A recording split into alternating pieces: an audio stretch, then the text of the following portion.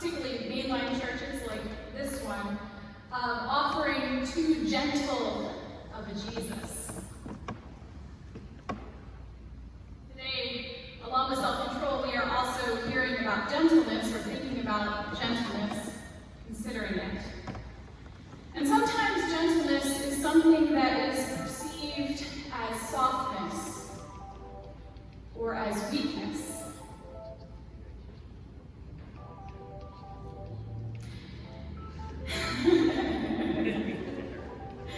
And it's good to have a little humor woven in, especially on these fun Sundays of lots of tech challenges. Thank you, Gary. But yeah, sometimes we think of gentleness as something that is soft or even something that is weak. I think sometimes that the accusation that I mentioned of Jesus, of the church showing too gentle a Jesus, comes from the cultural sense that strength is masculine and gentleness is feminine, and that these things are seen as opposites. In the face of that, something about this proverb that we heard today catches me. It says, "A gentle answer turns away wrath, but a harsh word stirs up anger." The Proverbs are a form of Hebrew poetry. And Hebrew poetry there's a pattern in how it's written. So often the writer will state something one way, and then in the next line, there'll be a parallel that's the same concept used with different words. In this case, the structure is you get one line, and then you have a parallel line in the second line, but instead of synonyms, it's opposites. So a gentle answer turns away wrath, but a harsh word stirs up anger. And what strikes me about that is that the opposite of gentleness in this verse is not strength. The opposite of gentleness in this verse is not power, which echoes what Connie was saying. The opposite of gentleness in this verse is also not anger. But instead, the quality that is the opposite of gentleness here is harshness. Gentleness and harshness are those things that are opposed in our proverb. A gentle answer turns away wrath, but a harsh word stirs up anger. In one of the commentaries that I was reading this week, it says about this verse, a harsh word is one that causes another person pain. But it's also one that embodies the speaker's pain. A harsh word causes pain,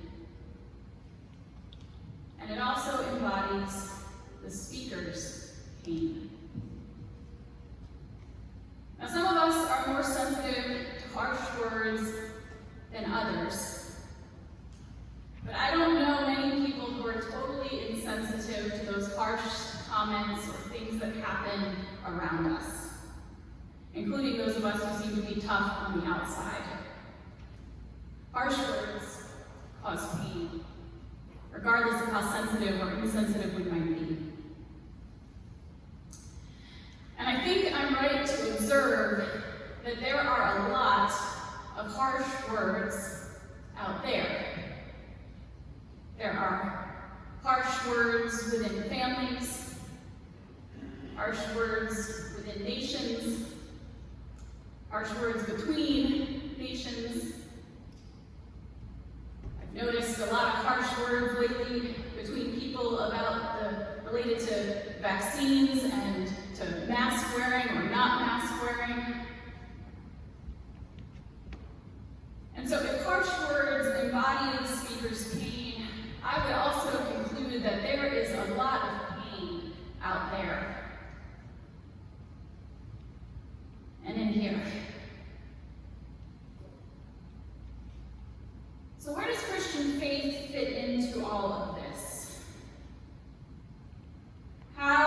we respond to the harshness and to the pain? How can we respond with gentleness rather than with more harshness? Should gentleness even be our goal?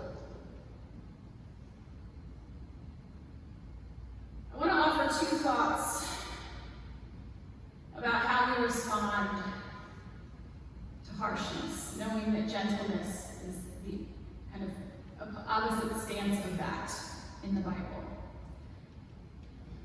First,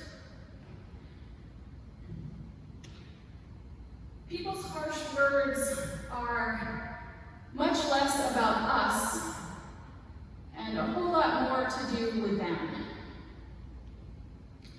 We know that people can be difficult. Every business, every school, every nonprofit is bound to have a difficult person or maybe a few.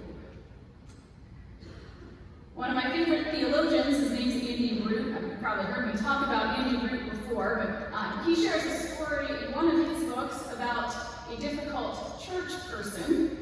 We definitely don't have those here. But in his book, he tells us about a difficult church person that I think frames the challenge and something that frames what helps me in thinking about how to respond. He talks about this church that was one of his friends was the pastor of. They had this know-it-all guy named Dave. I don't think we have any Daves in the room, so it's safe to use that name, I think. There was this guy, Dave. He was one of those people, he was always in everyone's business. He had an opinion about everything, and he loved to tell you what it was. And he was someone who just generally wasn't the most joyful person to be around. Meanwhile, there was a woman named Jody who had recently gotten involved with his congregation. She was quiet, but she was kind, and she could get things done. And both of these people ended up on the church council together. The council, kind of like ours, would meet together each year for a retreat. And this particular year, they decided to spend some time just being people, getting to know each other a little bit before they got into the business that they had before them. And they had this retreat leader come in, and he set up these 2 rows of chairs across the room. And on one side, there was a sketch pad and a pen. And people would sit in the chairs, and they would take turns drawing what they noticed about the other person across from them, about their face. And then they would switch.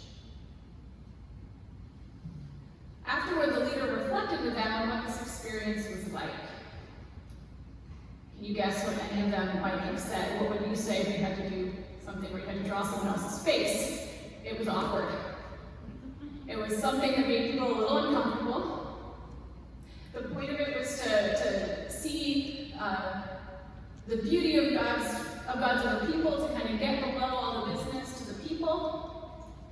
And so as the retreat leader was trying to get them to kind of delve into this, there was a kind of silence. People were a little hesitant to share what their experience was.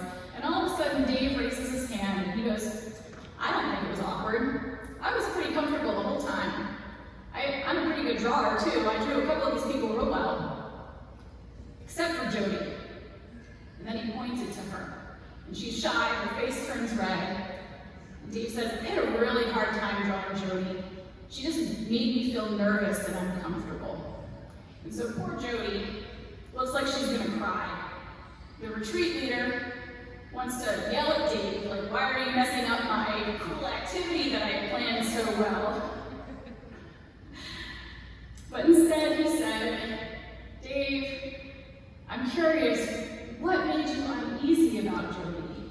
Can you say more about what you felt when you were drawing her?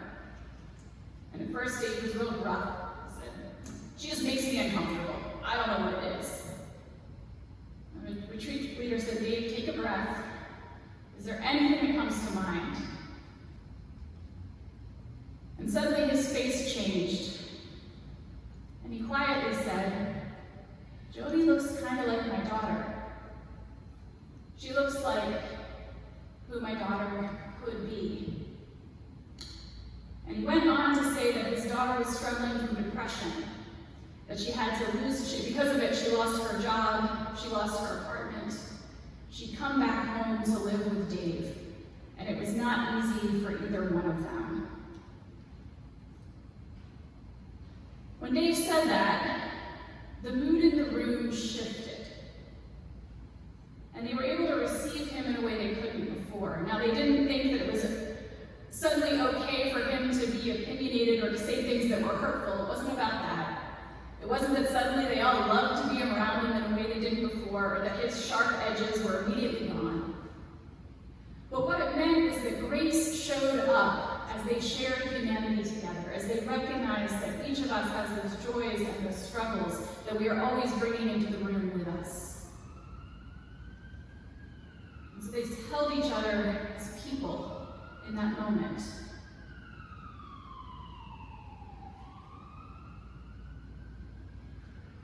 In some ways, the story feels a little extreme as I'm telling it. It happened in this group space. I'm not sure that stories like that happen every day. But maybe you've seen it happen in a meeting that you're at. Of course, not here, but maybe at a school meeting or a work meeting. Maybe the story doesn't get to the point of the kind of resolution that this story with Dave gets to. But I share it because I personally need a lot of reminders that everyone has a story. That like Dave, we all have things that hurt us and that linger below the surface. That we have those inner pains and struggles. We have strained relationships. We have things that keep us up at night. Sometimes we might, whether we need to or not, take those things out on other people. Sometimes other people's stuff comes out at us. But I need the reminder that people's harsh words have a lot more to do with them than with us. We might not know the story, but we can remember there is a story. And that harsh words embody the speaker's pain. And likewise, our harsh words are about us, which means that they belong to us, that we have a responsibility to examine and own them and address them. So this is the first thing I hold on to in that seeking to respond to harshness with gentleness.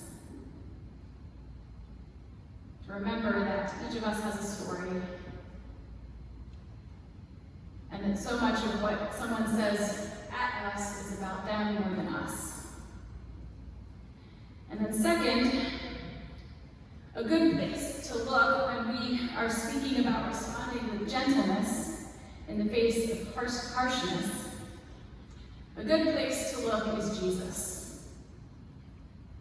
There's a saying from a guy named Francis de Sales that goes, "There is nothing as gentle as true strength, and nothing as strong as true gentleness."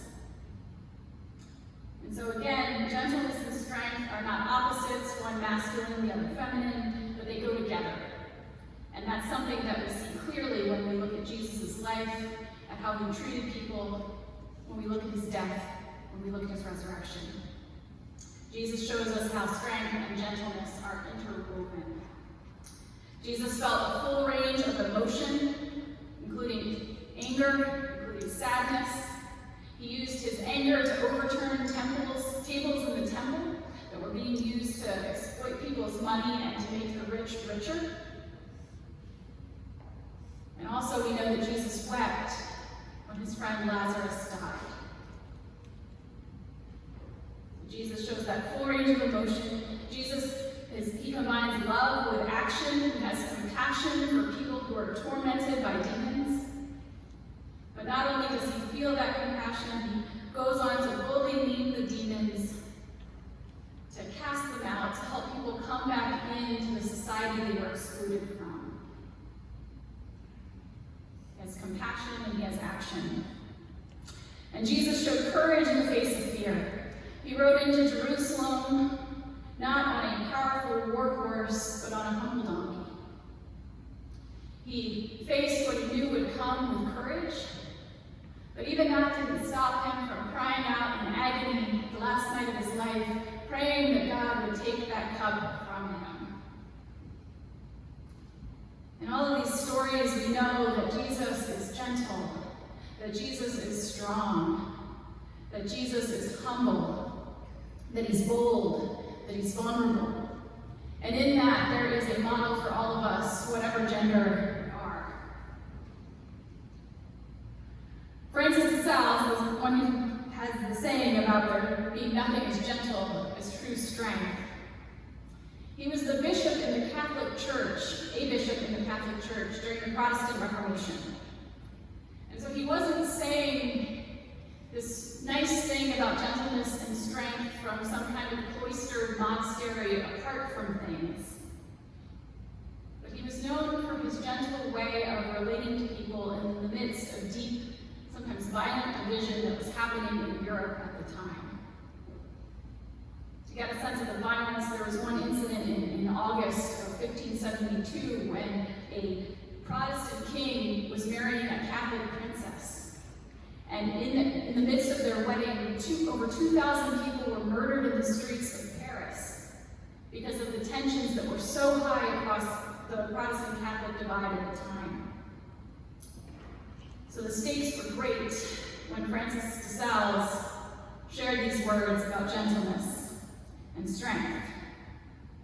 He was saying them not during a time of peace, during a time of deep division and pain. And in the midst of that, he looks to Jesus for the inspiration for this hope that gentle strength can exist and that it can bring blessing. We still live in a broken world, a scary world, a harsh world. The news reminds us of that all the time. We've seen the headlines this week. Haiti, Afghanistan, the Delta variant, and new levels of uncertainty and debate that it brings. We live in a world that can be harsh. And it is a world that needs strong, gentle, bold, vulnerable people. People who bring together power and humility, who are fierce and kind at once. The call of Jesus is a call to join our gentleness with our strength, our power with our humility, our boldness with our kindness. It's to speak our truth in the face of fear. It's to use the power that we have to do what we can to help lessen the pain of others. It's to listen carefully to people whose harsh words and actions embody their pain. It's to love fiercely. It's to embrace the strength of gentleness and know that God is with us, empowering us as we do. May the grace of Jesus, the grace that is at once gentle and the strongest thing in the world, may that grace abound. Amen.